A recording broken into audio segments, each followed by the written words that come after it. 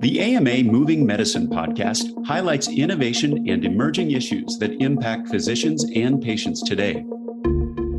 Hello, this is the American Medical Association's Moving Medicine video and podcast. As we begin a new year, we thought we'd take this opportunity to look back at AMA's work over the past year in several key areas and also find out what's in store for 2022. Joining us today for our Look Forward, Look Back series are Dr. Kimberly Lomis, AMA's Vice President of Undergraduate Medical Innovations in Chicago, and Dr. John Andrews, AMA's Vice President of Graduate Medical Education Innovations in Chicago also. And we'll be discussing the AMA's critical work in medical education. I'm Todd Unger, AMA's Chief Experience Officer in Chicago. Dr. Lomis, Dr. Andrews, it's great to have you back. Boy, has this been a year of disruptions for medical education. Let's think about 2021 versus 2020. Did we see the same challenges, different challenges, or did vaccines allow at least some normalcy of return? Dr. Lomis, let's start with you with medical student education. Sure, Tyler. I think everybody is experiencing some distortion of time and trying to remember where 2020 ended and 2021 began. But I think one of the big things that we saw in 2021 was the graduation of students who had been significantly disrupted in their clinical preparations. And obviously schools have been working hard to maintain their training and fill those gaps. And so one of the things that we invested in early this year was a pilot program to help each individual graduate think about what they missed out on as a course of their training and how they might build that into their goals as they started their internship. So we created a great tool that allowed them to start in advance discussing this with their program directors, and we're very hopeful that this will carry forth in the future to kind of normalize this transition. Everybody has individualized needs. It should promote equity, that each person, as they make that transition, can really call out the things they need most. We were hoping to do another medical student graduation tribute. The cast of Scrubs was not available this year, so we're glad that folks did get to graduate. When you think about the academic year, so far, or as we close 2021, how would you compare it to the initial year of the pandemic? Well, certainly there's still been disruption, and I think any of the students involved would say that, as well as the educators. But at least we were better prepared, both the health systems in terms of the availability of protective equipment, as well as the education programs, are really thinking about what role students can play safely. A lot of those protocols around COVID care were a little bit more secure. And so for the most part, schools were able to kind of get the students back on track and keep things moving forward. And actually our consortium took some time to think about the silver linings. What did we learn in these disruptions that we would actually want to see carry forward in the future? And there are some great examples of things we did learn that we could do through simulation or remote and virtual environments. One thing that we hope as the AMA will stick around is the increased interest in using telehealth. And we've created a playbook for educators about how do you bring those learners into that environment. So there is some potential, some good solutions that we care about carrying forward. Yeah, assuming we do move past this pandemic in 2022, I think that's a big question for everyone, is what we preserve in terms of those learnings and carry forward versus kind of leaving behind. Dr. Andrews, let's turn our attention to residents and program administrators. Again, how did this year, 2021, compare to that first year of the pandemic? What did we learn?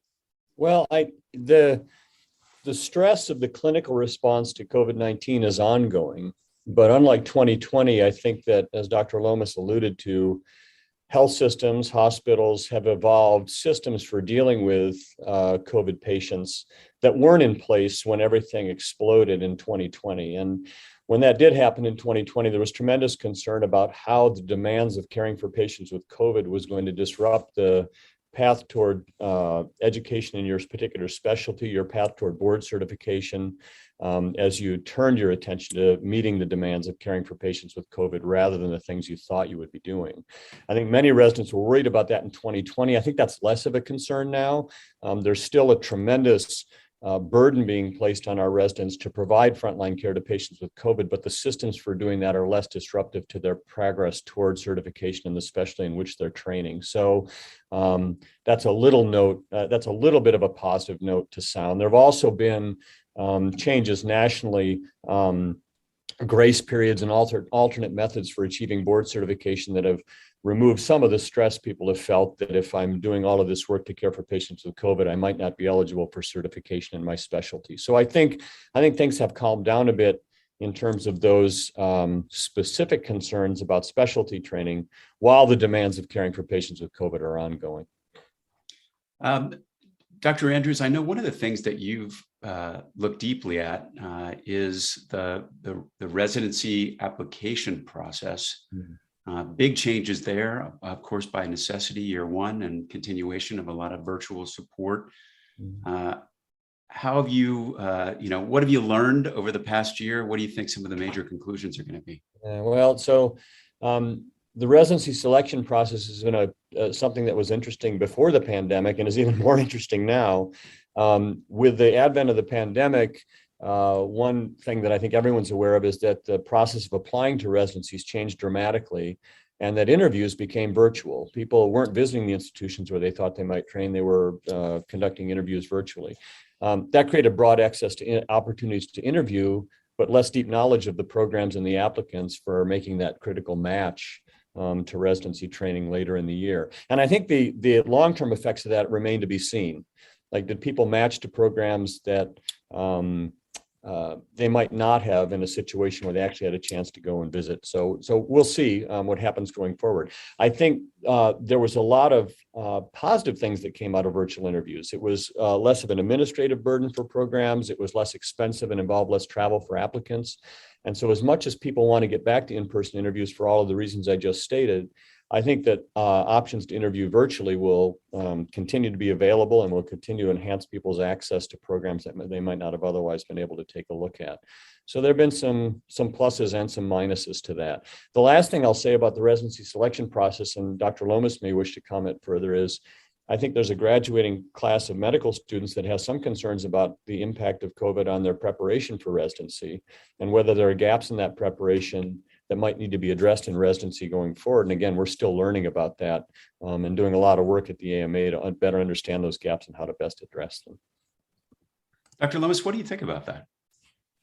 Well, that was part of the pilot that I was mentioning earlier that we enacted, because there are certainly gaps. And I think reframing it in terms of gaps in the student's experience is less threatening to them as an individual than saying that you person have a deficit. And so we wanted to seize on that moment in time to say, it's okay, let's talk about it. We know this happened, and the only way we can get through this and make sure your education is up to stuff and that the patients are served well is to find those gaps, and let's get on it and we can fix it. It's not a problem. That's what education is for. So I think we have great opportunity here to, as I said earlier, normalize that so that it's not a judgment that you're not ready, but it's more, hey, it's our job to get you ready. That's why we're here. You took care of the nation. It's time for the nation to take care of you. The AMA stood by America's physicians and patients during the pandemic, and we're not stopping there. We're fixing prior authorization, leading the charge on Medicare payment reform, supporting telehealth, fighting scope creep, and reducing physician burnout. It's time to rebuild, and the AMA is ready. To learn more about the AMA Recovery Plan for America's Physicians, go to ama-assn.org/time-to-rebuild. It's funny because there's disruptions across, basically the spectrum of all work. Mm-hmm. And we have kind of a cohort of folks that are going to move through where those gaps are real and will need to be addressed over the course of time. But despite the impact of the pandemic, that has not dampened folks' enthusiasm for applying to medical school. Dr. Lomis, what do you think about how this pandemic is going to influence the future healthcare workforce? Well, as you know, Todd, we've seen increasing numbers of applicants to medical school, and the new data about matriculation this year is available now, and actually quite promising that not only applications went up, but We have actual matriculants in areas of students who are from backgrounds that have been historically marginalized or underrepresented. And so there's some good headway there. One notable exception is unfortunately Native American. We didn't make progress there, but it is great to see increasing diversity in the incoming classes. And, thinking through how difficult this time has been for healthcare providers, to see that young people are inspired to enter the field at this time is particularly gratifying. It is going to be important to us to maintain our focus on building out holistic and equitable ways of selecting people, because as more applicants come forth, it will mean, unfortunately, that some really great potential candidates get turned away. And we want to do that based on the things that actually relate to success within the profession and not some of the historical metrics that have been weighed on too heavily. So is it going to be a challenge to us to make sure that we keep pushing forward with that holistic view? Well, we have been dealing with this pandemic now for the better part of 2 years, and our AMA president, Dr. Gerald Harmon, recently authored a viewpoint about his concern for new physicians entering medicine during the pandemic. Are you seeing the kind of fatigue and burnout with residents, particularly those on the front lines? And how is AMA, addressing this issue, Dr. Andrews? Yeah, it's a big concern. I mean, physician well-being and burnout in the physician workforce was a concern, as I said, before the pandemic, but the pandemic has certainly highlighted that and exacerbated it. For residents, the demands of responding to the COVID pandemic have been significant, and working in systems where there's uncertainty about how to treat those patients, uncertainty about the volume of patients that they're going to need to treat, watching patients die on a regular basis has been a huge burden, and certainly compromises well-being. I will say that I think that there are some moderating factors. I do think that residents take some pride in the fact that they're on the front lines for responding to this pandemic that's a source of national concern, and are pleased that they're in the medical profession for that reason. So there are some balancing factors, but by and large, I think there's a lot of well-founded concern about burnout. The AMA is working with residency programs and with health systems to provide access to screening tools for burnout so that programs and health systems understand how big a problem it is. Through the Steps Forward program, there are frameworks and other approaches that, again, programs and health systems can take to create environments that are less likely to exacerbate burnout and address some of the compromised well-being that people are experiencing. But I think it's going to be an ongoing challenge, and we don't have all the answers yet. Our continued attention to it, sensitivity to it, and our interest in looking for the instances where it's really compromising people's ability to be effective at work and to feel comfortable going home at night is going to be a focus of our interest for, going forward for a long time, I think. Dr. Lomis, what about medical students in the same realm? Well, I think like all members of the health professions, medical students certainly felt the strain of this, the mixture of both the challenge of what clinical work they were able to do, plus the disruption to their forward path. And as you know, medical students are very focused on the future and moving forward. And so that was particularly anxiety provoking for them. And I think all of the schools worked very hard to support their students during this time. And it's even more concerning, the recent declaration from the Surgeon General about the mental health crisis among our nation's youth. That is our future medical student body. And so we need to continue to think across even earlier in the educational continuum about this notion of well-being. We actually spent some time this year in our consortium focused on the well-being of the medical educators, because many of them are also clinicians. So they were feeling the strain of adapting their clinical duties and responding to the needs of COVID patients or other needs in the health system, while simultaneously having to redesign educational programs and support their students who they care about, and they saw that the angst that they were going through. And so we actually worked a lot with our faculty across the country to understand some of the drivers of their strain and how we might better support them so that they're still there to teach the students in the future. And so devoting some time to putting together some resources for organizations to really think about how do we build in better surge capacity for the education field. It's usually run kind of on a string. And so we're putting that forth in the new year, some guidelines about how an organization can support the well-being of the educational faculty. Well, that's And a if I good could set. just, Yeah, Todd, go if I ahead. could just jump in, you know, Yeah. one of the important points behind what Dr. Lomis just highlighted is the fact that those educators are role models for the students and the residents whom they're training. And if the students and residents see that those role models aren't finding joy in their profession, that further compromises the whole system, because those trainees are saying, well, what am I getting myself into if 20 years from now I'm going to be feeling the way I see this person feeling now? So it's really critical that we address these concerns about burnout and well-being across the spectrum of physician professional development. Well, then that's obviously going to be a big piece of the future for 2022. As you look ahead to the coming year, what do you think the other kind of biggest opportunities are for the AMA to support medical students, residency, and the folks that you just mentioned, who are basically guiding that learning, teaching them to become leaders in healthcare? Dr. Lomis, why don't you start? Sure. Well, I think what we saw during the pandemic was that some of the things that we as AMA have been previously invested in actually turned out to be critically important in a time of disruption like this. So unfortunately, the pandemic was a crash course for everyone in health system science. And we had already devoted heavily into training students and residents and faculty, for that matter, in better understanding the systems in which they work and how they contribute to the improvement of those. And so we fortunately had resources at hand that many schools availed themselves of to help ramp up that training really quickly. So we hope to see the continued propagation of training across the continuum in those concepts.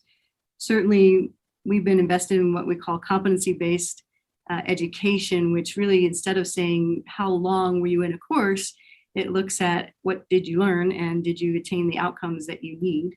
And so when you see a disruption in which time goes away, it was really valuable to have schools that had a better handle on where each individual student was, because they were routinely assessing their progress and could find alternative pathways, again, to keep them moving forward and get to where they need to be.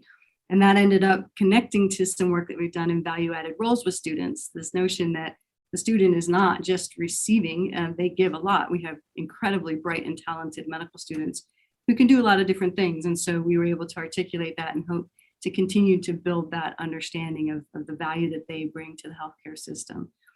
And then other concepts, we've been thinking a lot about how to be a master adaptive learner. Certainly everyone had to adapt in this situation. And I think moving forward, we know that there's going to be more and more ambiguity, and we are going to need to adapt to new and evolving technologies such as artificial intelligence and the world of big data. And then, of course, throughout all of this, we have all become much more attuned to concepts of equity. And so we'll continue to be able to bring that lens to all of the things that we do and really think with much more broad perspectives than we may have in the past. We've been asking a number of different folks over the course of the last few months what they think the words they would use to describe this past year. I think adapt would probably be in my top two. Dr. Andrews, again, as you look forward to 2022, what is your main area of focus? How's the AMA going to help? Yeah, I think that Dr. Lomis's comments were pretty comprehensive. She highlighted most of the important issues. I would just emphasize a couple of things.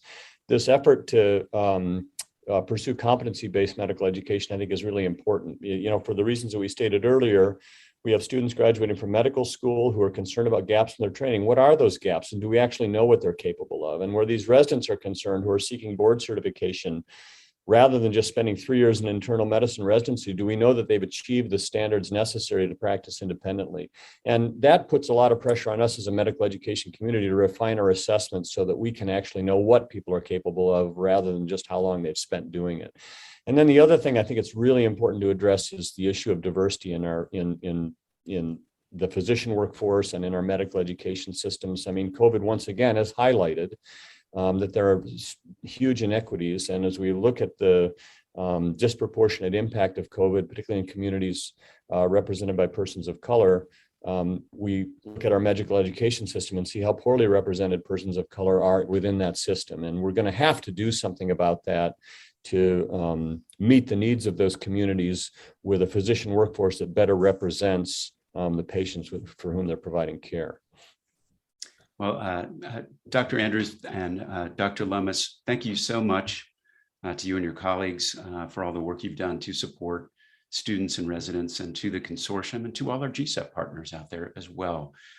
This has been quite a year, and I appreciate your insights as you kind of look back and look forward on medical education. Thanks for being here today. We'll be back soon with another Moving Medicine video and podcast. Be sure to click subscribe on the AMA's YouTube channel, Apple, Spotify, or wherever you listen to your podcast. You can find all of our podcasts and videos at ama-assn.org/podcasts. Thanks for joining us. Take care. This has been Moving Medicine, a podcast by the American Medical Association. Subscribe to other great AMA podcasts available wherever you listen to yours, or visit ama-assn.org/podcasts. I'm Todd Unger, and this is Moving Medicine.